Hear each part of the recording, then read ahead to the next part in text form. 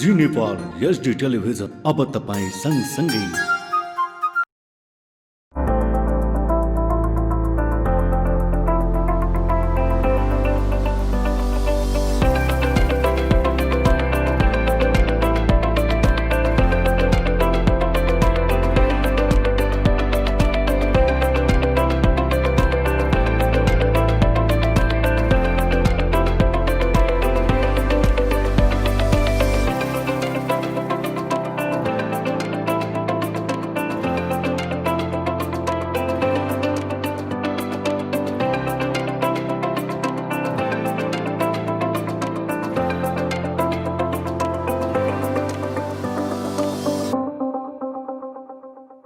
नमस्कार, जी नेपाल एचडी टेलिभिजनको साप्ताहिक प्रस्तुति कार्यक्रम युवा तथा बालबालिकामा यहाँलाई हार्दिक स्वागत छ। म कार्यक्रम प्रस्तुता साहिल अन्सारी। कार्यक्रम युवा तथा बालबालिका यहाँले हरेक साताको शनिबार 4:30 देखि 5 बजेसम्म र पुनः प्रसारण 5 बजेदेखि 5:30 बजेसम्म जी नेपाल एचडी टेलिभिजनमा हेर्न सक्नुहुनेछ। बालबालिकाहरूको हक अधिकार संरक्षण सँगै बालमैत्री स्थानीय शासन प्रवर्धन सँगै युवाहरूको सशक्तिकरणको विषयमा केन्द्रित कार्यक्रम यहाँहरूले जी नेपाल एचडी टेलिभिजनमा हेर्न सक्नुहुनेछ। दर्शकवृन्द, अहिले कोभिड-19 अर्थात् कोरोना भाइरस विश्वव्यापी रूपमा फैलिएको यो भाइरसले समुदाय स्तरमा आफ्नो जग बसालिसकेको छ। समुदाय स्तरमा कोभिड-19 फैलिसकेको अवस्था छ। तर फैलिरहँदा युवाहरूको अवस्था, युवाहरूको नियन्त्रणका लागि, भाइरसलाई नियन्त्रण गर्नको लागि युवाहरूको सहभागिता कस्तो देखिएको छ। समग्रमा मुलुक 120 दिनपछिको लकडाउन हटिसकिँदा आज कतै निषेधाज्ञा छ भने कतै कर्फ्यू छ भने कतै लकडाउनको स्थिति छ। मुलुकको कर्णधार भनिने युवा तथा बालबालिकाको अवस्थाको विषयमा चिन्तन मनन गर्न अहिलेको प्रमुख आवश्यकता हो। त्यसकारणले समग्रमा नेपालगञ्ज क्षेत्रमा युवाहरूको अवस्था, युवाहरूको चुनौती र युवाहरूले यो कोरोना भाइरसलाई नियन्त्रण गर्न गरिरहेका गतिविधिको विषयमा केन्द्रित विषयमा आज हामी छलफल गर्न गइरहेका छौँ। हामीसँग अतिथिको रूपमा लियो लायन्स क्लब अफ नेपालगञ्ज बजारका निवर्तमान अध्यक्ष विष्णु श्रेष्ठजी आज हाम्रो स्टुडियोमा हुनुहुन्छ। आउनुहोस् उहाँलाई स्वागत गरौँ। स्वागत छ विष्णुजी। धन्यवाद साहिलजी। आरामै हुनुहुन्छ? म एकदम आरामै छु। केमा व्यस्त हुनुहुन्छ अहिले? के गर्दै हुनुहुन्छ अहिले? अब आफ्नो व्यापार व्यवसायमा हामी व्यस्त छौँ। सँगसँगै हाम्रो चाहिँ यो सङ्घ संस्थामा यो कोभिडको सम्बन्धी केही कार्यक्रमहरू छन्, त्यसमा हामी व्यस्त छौँ। एउटा सामाजिक अभियन्ता र एउटा व्यवसायी हुन कतिको सहज छ? यो निकै जटिल, ठ्याक्कै भन्नु पर्दाखेरि निकै जटिल छ। तर पनि समय व्यवस्थापन गरेर चाहिँ हामीले चाहिँ प्रयास गरिरहेका छौँ यो दुवै यो पेसालाई चाहिँ एउटा चाहिँ प्यारालाइल गर्नको लागि।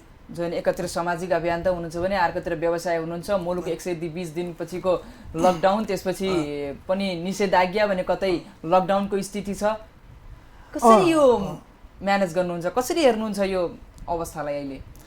अब यो तपाईँको चाहिँ यसलाई भन्नु पर्दाखेरि यो दैविक प्रकोप, यो तपाईँको चाहिँ यो मान्छे हामीले चाहेको भन्दा पनि यो अचानक भइपरिआएको यो चाहिँ पेन्डेमिक हो। यसलाई चाहिँ फेस गर्नको लागि हामी अहिले लागिरहेका छौँ, फेस गरिरहेका छौँ। यो हामीले चाहिँ सोचेको भन्दा यो फरक किसिमको यो चुनौती हो, जसलाई हामीले चाहिँ पूर्व तयारी गर्न पनि पाएनौँ। हामीले पूर्व तयारी गरिरहेको पनि थिएनौँ र अचानक आइपरिरहेको यो अप्ठ्यारो परिस्थिति गाह्रो छ। व्यापार व्यवसाय अरू पेसामा लागेको हामी गाह्रो।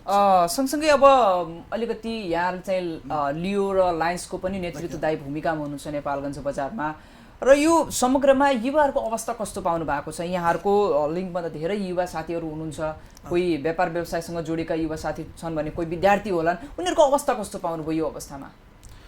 ओके, धेरै साथीहरूले यो देशले, यो संसारले नै भोगिरहेको यो अप्ठ्यारो परिस्थितिमा एउटा चाहिँ एजुकेटेड युवाहरूले यसलाई चाहिँ सहयोग गर्नको लागि, एउटा कम्युनिटीलाई, एउटा राष्ट्रलाई सहयोग गर्नको लागि आफ्नो ठाउँबाट भूमिकाहरू निर्वाह गरिरहनु भएको छ।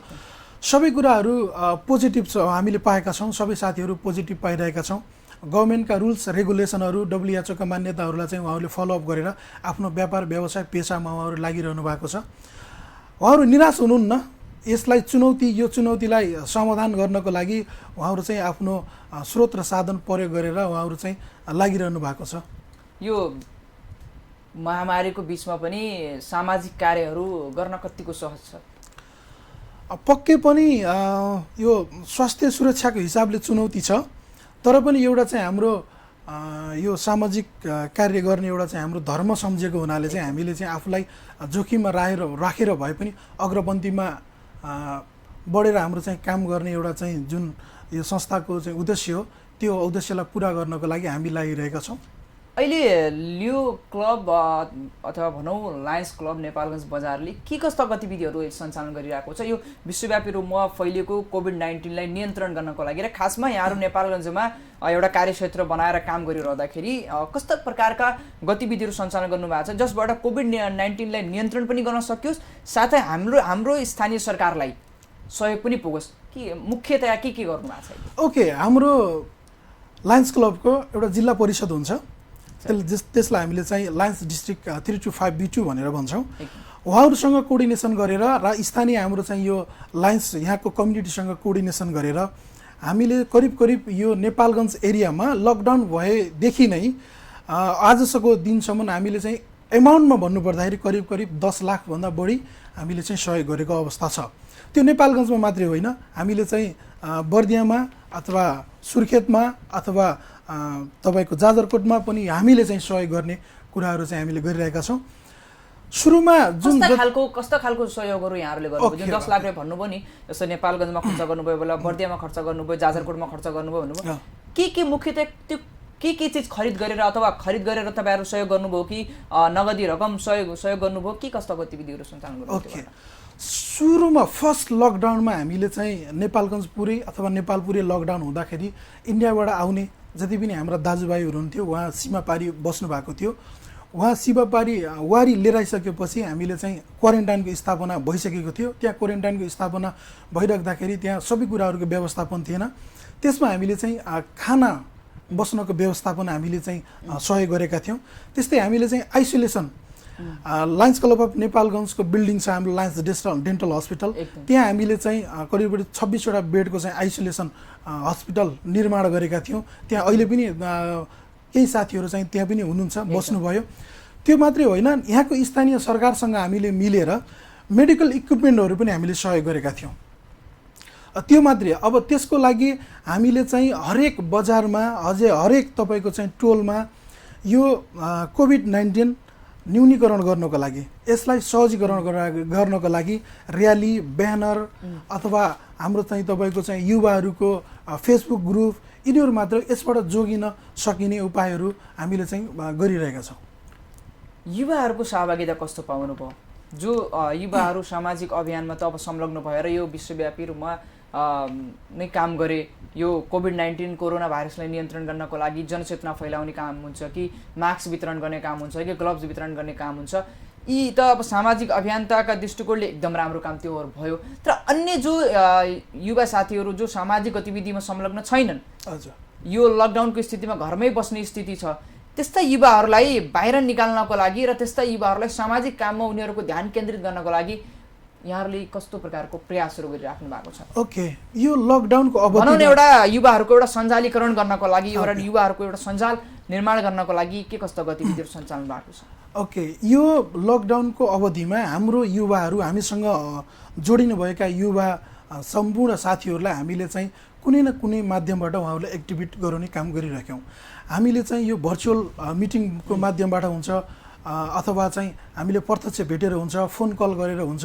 उहाँहरूलाई हामीले चाहिँ यो राष्ट्रले भोगिरहेको यो कोभिडको महामारीलाई सहयोग गर्नको लागि प्रत्येक व्यक्ति, समुदाय, परिवार सबैले आफ्नो ठाउँबाट सहयोग गर्नुपर्छ भनेर उहाँहरूलाई हामीले काउन्सिलिङ गर्ने काम गऱ्यौँ। हामीले चाहिँ उहाँहरूलाई चाहिँ भर्चुअलबाट ट्रेनिङहरू दिने काम गऱ्यौँ, होइन, मोटिभेट गर्ने कामहरू गऱ्यौँ। र हामीसँग जोडिएका युवाहरू मात्रै होइन, हामीलेसँग नजोडेका युवाहरूलाई पनि हामीले चाहिँ यो कोभिड-19 न्यूनीकरण गर्नको लागि हामीले चाहिँ हाम्रो समाज, हाम्रो राष्ट्रलाई सहयोग गर्नुपर्छ भनेर हामीले चाहिँ आह्वान गरिरहेका छौँ। कति साथीहरूले चाहिँ सहयोग पनि गरिरहनु भएको छ। त्यो अनलाइनको माध्यमबाट होस्, तपाईँ ब्यानर पम्पलेटको माध्यमबाट होस्, अथवा माउथ टु माउथ एडभर्टाइजको माध्यमबाट होस्, उहाँहरूले एकदम राम्रो सहयोग गरेको, एकदम सकारात्मक भएको मैले महसुस गरेको छु। जस्तै अहिले मुलुक भनौँ न, अहिले कतै निषेधाज्ञा छ, कतै लकडाउन छ, अनि कतै कर्फ्यू छ, सामुदायिक स्तरमा कोरोना फैलिसकेको छ। नेपालगञ्ज पनि भन्नुपर्दा एक हटस्पट एरिया नै हो, कोलपुर हटस्पट एरिया हो। सावधानी अपनाइएन भने भोलिको दिनमा ठुलो विकराल हुनसक्छ, सक्दैन भने हामीले त्यो कुरालाई प्रश्न गर्न सक्दैनौँ। हजुर हजुर। र अहिलेको यो अवस्थामा त्यस्तो कुनै प्रकारको भ्याक्सिन नबनेको कारणले अहिले स्वास्थ्य सुरक्षा मापदण्ड अपनाउनु नै एउटा सर्वोत्तम उपाय हो। हजुर। र अहिले कुरा के गर्न खोजिरहेको छ भन्दाखेरि यो त एउटा कोरोना भाइरसले निम्त्याएको एउटा विभिन्न प्रकारको समस्या चुनौती भयो। तर अन्य त्योभन्दा अगाडि पनि अहिले सधैँ अब हामीले त कोरोना भाइरससँगै जिउन पर्ने स्थिति पनि आइसक्यो। अन्य युवाहरूको समस्याहरू के छन् त? युवाहरूको च्यालेन्जिङ नेपालगञ्ज एरियामा भन्ने हो भने युवाहरूले कस्तो प्रकारका समस्या चुनौतीहरूको सामना गर्नु परेको छ? अब त्यसका नकारात्मक पक्षहरू पनि धेरै छन्। जस्तो अहिले हामीले देखिरहेको, प्रत्यक्ष देखिरहेको भनेको धेरै युवा साथीहरू चाहिँ बेरोजगार हुनुहुन्छ। एकदम। अब बेरोजगार भइसकेपछि पारिवारिक समस्या, सामाजिक समस्या तिनीहरू चाहिँ हामीले देखिरहेका छौँ। त्यसले गर्दाखेरि उहाँहरूमा एक किसिमको चाहिँ यो मानसिक समस्या, हामीले ठुलै समस्या आउँछ कि जस्तो हामीले अनुमान गरिरहेका छौँ। यो तनाव व्यवस्थापन नगरेकै कारणले कतिपय युवा साथीहरूले सुसाइड गर्नु परेको छ। हो, यो लकडाउनको अवधिमा चाहिँ, यो लकडाउनभन्दा अगाडि र लकडाउनको बिचमा चाहिँ तुलनात्मक रूपमा यो पिरियडमा चाहिँ धेरै सुसाइड गरेको हामीले समाचारहरू पाइरहेका छौँ। यो मानसिक समस्या चाहिँ अलिकति बढी हो कि जस्तो हामीले महसुस गरेका छौँ। जस्तो बेरोजगारीको कुरा गर्नुभयो, स्थानीय सरकार अब गाउँ गाउँमा सिंहदरबार भन्ने स्थिति छ। अब त्यो गाउँ गाउँमा सिंहदरबार, त्यो काठमाडौँको सिंहदरबार गाउँ गाउँमा मात्रै नामको मात्र पुग्यो कि एउटा कामको लागि पनि पुग्यो भन्ने के लाग्छ यहाँलाई? अब यो कुरा चाहिँ अलिकति जटिल छ। अब कोभिड सुरु भन्नुभन्दा अगाडि अथवा लकडाउन सुरु भन्दा अगाडि स्थानीय सरकारको निर्वाचन भन्दा अगाडि र अहिलेको अवस्थामा केही तुलनात्मक रूपमा केही सुधार त भयो होला, तर जुन हिसाबले सुधार हुनुपर्ने हो, युवाहरूको जुन भनौँ न सशक्तिकरणको लागि जुन काम हुनुपर्ने रोजगारीको कुरा, त्यस अहिले पनि विभिन्न कारणले त्रिभुवन अन्तर्राष्ट्रिय विमानस्थलबाट युवाहरूले आफ्नो सपनाको डोक्रोलाई चाहिँ फालेर विदेशमा चाहिँ के अरे अब भनौँ न अरब गएर खरब कमाउने त्यो अहिले पनि त्यो छ। कसरी यो कुरालाई नियन्त्रण गर्न सकेला? कसरी युवाहरूलाई स्वदेशमा नै स्वदेशी आत्मनिर्भर बनाउन सकेला? यसमा स्थानीय सरकारको भूमिका कहाँ हुन्छ? कि त स्थानीय सरकारले मात्र बाटो बनाउने, नाली निर्माण गर्ने, पुल पुलेसो निर्माण गर्ने मात्र उनीहरूको प्राथमिकता हो कि, अथवा युवाहरूको, किनभने हाम्रो जग भनेको, हाम्रो कर्णधार भनेको युवाहरू हुन्। यदि उनीहरूलाई हामीले चाहिँ अहिले सस्टेन गर्न सकेनौँ भने भोलि चाहिँ हामीले मुलुक चाहिँ समृद्ध होला, सक्षम बन्ला, के छ? यसलाई यसरी बुझौँ, यो लकडाउनभन्दा अगाडि र लकडाउनभन्दा पछाडिको सिचुएसन धेरै कुरामा फरक छ। लकडाउनभन्दा अगाडिको हाम्रा धेरै युवा साथीहरू वैदेशिक रोजगारीमा चाहिँ बाहिर हुनुहुन्थ्यो। लकडाउन भइसकेपछि यो उहाँहरू धेरै साथीहरू चाहिँ नेपाल भित्रिनु भएको छ र अहिले तत्काल फेरि उहाँहरू जुन ठाउँबाट फर्किनु भयो त्यो ठाउँमा जान सक्ने स्थिति छैन। अहिले हाम्रो गाउँघरहरूमा धेरै दाजुभाइहरू आउनु भएको छ। धेरै वर्षपछि कहिले नआउने साथीहरू, दाजुभाइहरू पनि अहिले गाउँमा हुनुहुन्छ अथवा नेपालमा हुनुहुन्छ। अब यो स्थितिमा नेपालमा पहिलेको भन्दा तुलनात्मक रूपमा बेरोजगारीको सङ्ख्या बढी छ। अबको परिस्थितिमा स्थानीय सरकार अथवा सम्बन्धित निकायले यी हामीसँग भएका, अहिले हामीसँग उपलब्ध भएका युवाहरूलाई कुनै पेसा, कुनै व्यवसाय मार्फत उहाँहरूलाई इङ्गेज गराउन सकिएन, एउटा चाहिँ उत्पादनमूलक कार्यक्रममा हामीले सहभागी गराउन सकिएन भनेपछि यो बेरोजगारीको यो जुन समस्याले यो नकारात्मक मोड लिन पनि सक्ने स्थिति हुन्छ। अझ हाम्रो यो राजनैतिक अस्थिरता भएको देशमा यो युवाहरूको चाहिँ बेरोजगारी हुनु भनेको एकदम नकारात्मक पक्ष हो। त्यसैले चाहिँ समयमै स्थानीय सरकार अथवा सम्बन्धित निकायहरूले उहाँहरूलाई चाहिँ उत्पादनमूलक कार्यक्रममा सहभागी गराएर आय आर्जनको बाटोमा, यहाँहरूले स्थानीय सरकार, अब भनौँ न नेपालगञ्ज बजारमा काम गरिरहँदा नेपालगञ्ज उपमहानगरपालिका यहाँहरूको लागि सरोकारवाला प्रमुख सरोकारवाला निकाय हो। स्थानीय सरकारसँग कतिको यो कुरामा, यो बेरोजगारीको विषयमा, साथै युवाहरूको संलग्नताको विषयमा, सहभागिताको विषयमा कतिको यहाँहरूले त्यो संवादहरू गरिराख्नु भएको छ? अहिले हामीले हाम्रो पार्टबाट हामीले गरिरहेको हुन्छौँ। अब यो संवादले मात्रै नपुग्न पनि सक्छ, त्यहाँनिर अलिकति दबाब सिर्जना गर्नुपर्ने हुन्छ। ओके, अब हामीले आफ्नो पार्टबाट संवाद गरिरहेका हुन्छौँ। यो हाम्रो आफ्नै विडम्बना पनि भन्नु पर्छ कि जस्तो मलाई लाग्छ। स्थानीय सरकारको पनि सीमित स्रोत साधनहरू छन्। हामीले चाहिँ सम्पूर्ण कुराहरू चाहिँ स्थानीय सरकारलाई मात्रै दोष दिएर पनि यो अहिलेको प्रमुख प्राथमिकताको विषय त हुन्छ नि। त्यहाँ कुनै पनि योजना लिएर आउनु चाहिँ स्थानीय सरकारको चाहिँ काम हो, तर पनि आफ्नो दक्ष आफ्नो क्षमता अनुसार स्थानीय सरकारहरूले पनि गरिरहेका छन्। तर त्यति गरिरहेकोले पुग्दैन, अझै धेरै गर्नुपर्छ भनेर हामीले चाहिँ उहाँहरूलाई पटक पटक भनि पनि रहन्छौँ, भन्ने पनि छौँ। खास गरी कस्तो हुन्छ भन्दाखेरि योजनाहरू त धेरै हुन्छ, तर मेन प्राथमिकतामा अलिकति युवा परेनन् कि बालबालिका परेनन् कि त्यो विषय पनि त अहिले भनौँ न छलफलको विषय बनेको छ नि त। हो, कार्यक्रम त आउँछ, धेरै योजनाहरू निर्माण हुन्छ, स्थानीय सरकार प्रदेश सरकारको सङ्घ सरकारको योजनाहरू त बन्छ, तर मेन प्राथमिकतामा जो पर्नुपर्ने हो विगतको तुलनामा हेर्ने हो भने यो वर्ष युवाहरूको बजेट धेरै कटौती भएको छ। हजुर, भने यसले एउटा के कुरा प्रश्न गर्छ भन्दाखेरि युवाहरू कता प्राथमिकतामा परेनन् कि बालबालिका प्राथमिकतामा परेनन् कि अहिले राज्यको संयन्त्रहरू मात्रै बाटो बनाउने, नाला निर्माण गर्ने, विद्युत पुल पुलिस मात्र निर्माण गर्ने परे, तर युवाहरू जुन हाम्रो कर्णधार हुन्, जसले भोलि देश हाँक्ने हुन्, जसले भोलि यो मुलुकलाई एउटा राम्रो गति दिनेछन्, उनीहरूको विकासको लागि, उनीहरूको सशक्तिकरणको लागि अलिकति उनीहरू प्राथमिकता परेन नि त। हामीले यही कुरा भनिरहेका छौँ। जस्तो यहाँ हाम्रो सोसाइटीमा हरेक कुराहरूको चाहिँ अभाव छ, एकदम बाटो पनि अभाव छ, नालीको पनि अभाव छ, अन्य स्रोत साधनहरूको पनि अभाव छ। यहाँ कस्तो देखिँदो रहेछ भनेपछि बाटो बनायो भने तुरुन्तै देखिने, नाली बनायो भने तुरुन्तै देखिने, तर युवामा लगानी गरेको चाहिँ त्यो रिटर्न चाहिँ नदेखिने, छिटो देखिँदैन। त्यो कारणले गर्दाखेरि पनि स्थानीय निकायहरूले चाहिँ जुन कुरामा लगानी गर्दाखेरि त्यसको क्रेडिट लिन सकिन्छ त्यो कुरामा लगानी गरेको अवस्था देखियो। तर हामीले चाहिँ युवा जनशक्तिमा लगानी गर्नुपर्छ भनेर चाहिँ हामीले हाम्रो ठाउँबाट भनिरहेका छौँ होइन। 2 वर्ष 4 वर्ष 5 वर्ष पछाडि त्यसको प्रतिफल देखिन्छ हामीले भनिरहेका छौँ।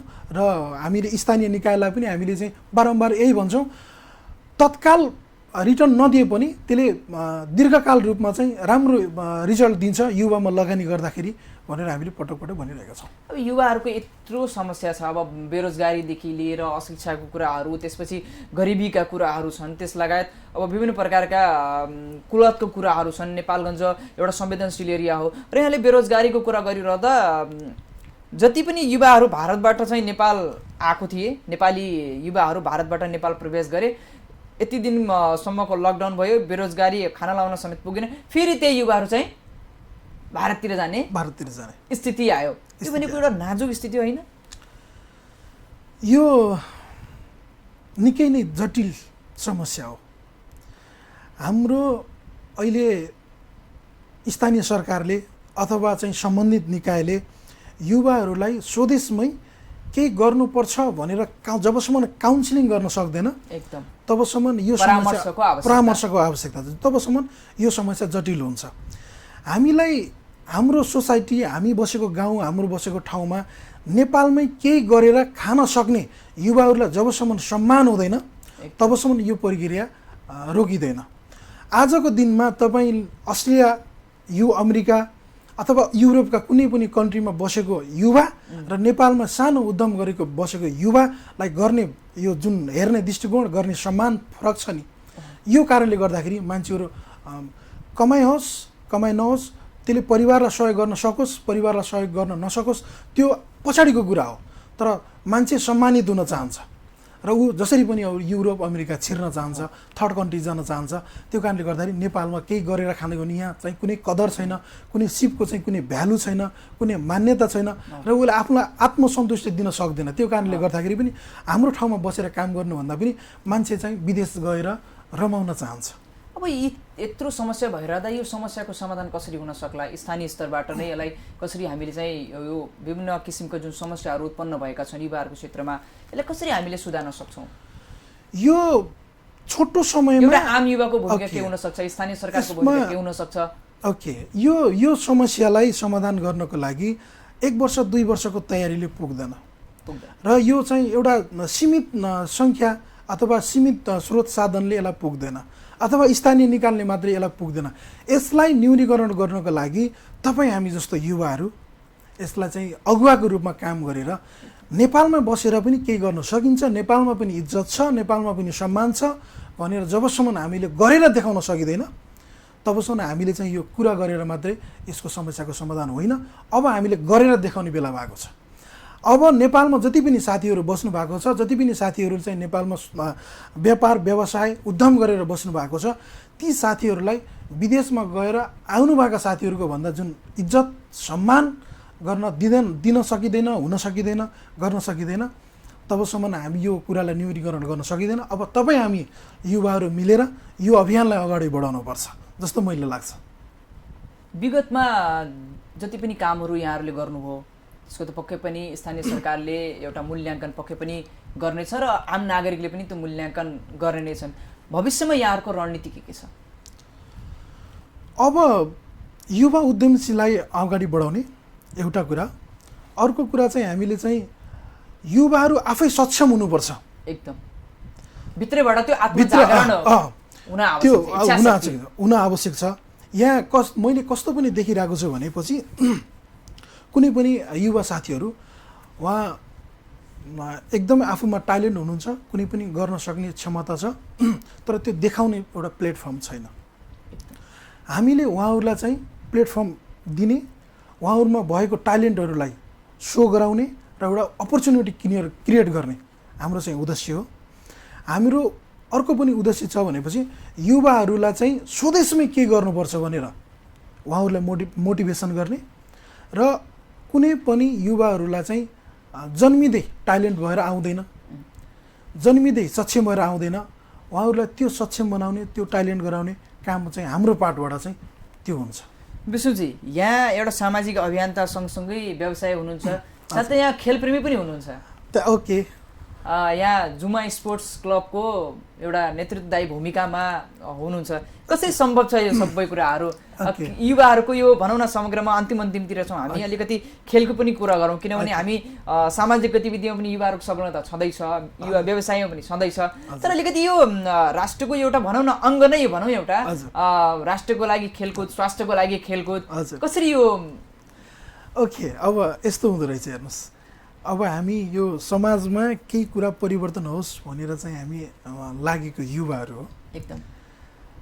अब त्यो खेलसँग हामी कसरी जोड्यौँ भनेपछि हरेक मान्छेलाई खेलको आवश्यकता छ एकदम। तपाईँ बिहान उठेदेखि साँझ सुत्ने बेलासम्म शरीर चलायमान हुनुपर्छ एकदम।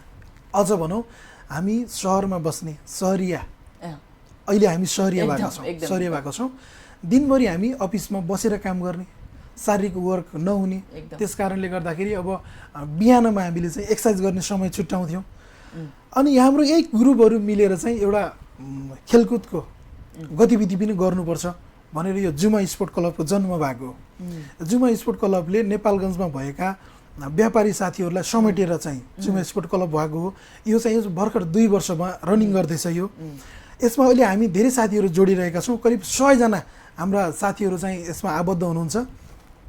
व्यापार व्यवसायमा लाग्ने, पेसामा लाग्ने साथीहरू पनि आबद्ध हुनुहुन्छ।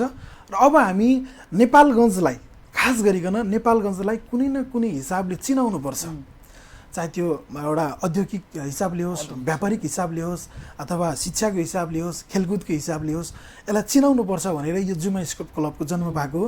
यो जुमा स्पोर्ट क्लबको एउटा लामो यात्रा गर्न सक्छ कि जस्तो हामीले विचार गरिरहेका छौँ। जस्तो राष्ट्रिय स्तरको खेलकुदहरू गराएर नेपालगञ्जलाई कसरी चिनाउन सकिन्छ, यो अन्य सहरहरूमा जस्तो ए लेभलहरूका गेमहरू हुन्छन्, राष्ट्रिय लेभलका गेमहरू हुन्छन्, ती गेमहरू चाहिँ अब नेपालगञ्जमा गराउनुपर्छ। तपाईँलाई थाहा छ नेपालगञ्जमा विगत केही वर्षदेखि राष्ट्रिय लेभलहरूको खेलकुद भएको छैन। ती खेलकुद तपाईँ हामी मिलेर नै गराउने हो, यहीँका बासिन्दा मिलेर नै गराउने हो। नेपालगञ्जमा बसोबास गर्ने साथीहरू सम्पूर्ण मिलेर चाहिँ नेपालगञ्जलाई कसरी अगाडि बढाउन सकिन्छ, कसरी चिनाउन सकिन्छ भन्ने हिसाबले चाहिँ मेहनत र परिश्रमले सबै कुरा सम्भव छ भन्न खोज्नु भएको हो सम्भव हामी छ। कार्यक्रमको लगभग हामी अन्तिममा आइसकेका छौँ। हाम्रो यो युवा तथा बालबालिका कार्यक्रम हेरेर बस्नुहुने सम्पूर्ण दर्शक महानुभावहरूलाई के सन्देश दिनुहुन्छ? ओके, सर्वप्रथम त सबैभन्दा पहिला म जिटिभी नेपाल र साहिलजीलाई धेरै धेरै धन्यवाद दिन चाहन्छु। युवा तथा बालबालिका कार्यक्रम हेरेर बस्नुभएका सम्पूर्ण युवा साथीहरू, अभिभावकहरूलाई म के निवेदन गर्न चाहन्छु भने तपाईँ हाम्रो घर परिवारमा भएका सम्पूर्ण युवा साथीहरूलाई सकारात्मक सोच, देशप्रेमी र लगनशील हुनको लागि एउटा मद्दत गर्नुहोस्, सहयोग गर्नुहोस् र यो देशले के दियो होइन, यो देशलाई के दिएँ भन्ने एउटा चाहिँ भावना पैदा गर्नुहोस् र हामी पक्कै पनि एउटा छोटो समयमा तपाईँ हामीले चाहेको जस्तो समाज बनाउन सक्छौँ, तपाईँ हामीले चाहेको परिवार गराउन सक्छौँ र राष्ट्र गराउन सक्छौँ। यो तपाईँ हाम्रै पालामा हुन्छ यदि तपाईँ हामी लाग्यौँ भनेपछि। मैले यति मात्रै। हस् त, यस्तो महत्त्वपूर्ण बसाइका लागि यहाँलाई धेरै धेरै धन्यवाद। धेरै धेरै धन्यवाद साहिलजी, तपाईँलाई पनि यो मलाई सम्झिदिनु भयो, यहाँसम्म यो अवसर दिनुभएकोमा धेरै धेरै धन्यवाद। हस्, धन्यवाद। Thank you very much. दर्शकबिन, कार्यक्रम युवा तथा बालबालिकाको आजको समय सीमा यही समाप्त भएको छ। आज हामीले समग्रमा मुलुकमा युवाहरूको अवस्था, खास गरी नेपालगञ्ज क्षेत्रमा युवाहरूको सहभागिता, युवाहरूको संलग्नता, साथै युवाहरूको अवसर र महत्त्वपूर्ण यो क्षणमा हामी छौँ। अहिले हामी कुराकानी गर्नको निम्ति हामीसँग हुनुहुन्थ्यो लियो लायन्स क्लब अफ नेपालगञ्ज बजारका निवर्तमान अध्यक्ष विष्णु श्रेष्ठजीसँग यो महत्त्वपूर्ण विषयमा हामी छलफल गऱ्यौँ। राष्ट्रिय एकता, राष्ट्रप्रेमी लगायतका कुराहरू, खेल क्षेत्रका कुराहरूमा हामीले छलफल गऱ्यौँ। अर्को साता नयाँ विषय र नयाँ पात्रका साथमा पक्कै पनि उपस्थित हुने नै छौँ। त्यतिन्जेलसम्मका लागि म र मेरो युनिटलाई बिदा दिनुहोस्। हामीलाई युट्युब, फेसबुक, इन्स्टाग्राम, ट्विटरमा समेत फलो गर्न सक्नुहुनेछ। अवस्था अर्को श्रृङ्खला राष्ट्रिय बाल दिवस विशेष लिएर आउने बाचासहित म लगायत मेरो युनिटलाई बिदा दिनुहोस्। जी नेपाल एचडी टेलिभिजन हेर्दै गर्नुहोला। नमस्कार।